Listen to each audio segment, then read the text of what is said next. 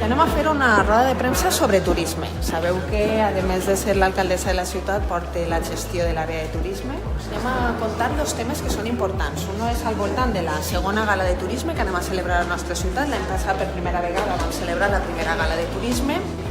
I l'altra segona boníssima notícia ens l'ha fet arribar Transmediterrània.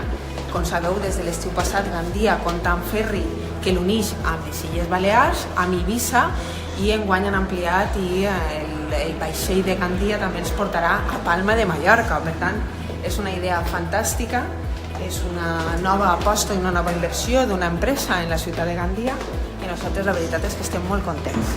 Per a esta roda de premsa m'acompanyarà en Vicent Frasquer, que és el president dels hotels de Gandia. Vicent. Muy buenas, hola. I hola, soy la tècnica de turisme de l'Ajuntament de Gandia.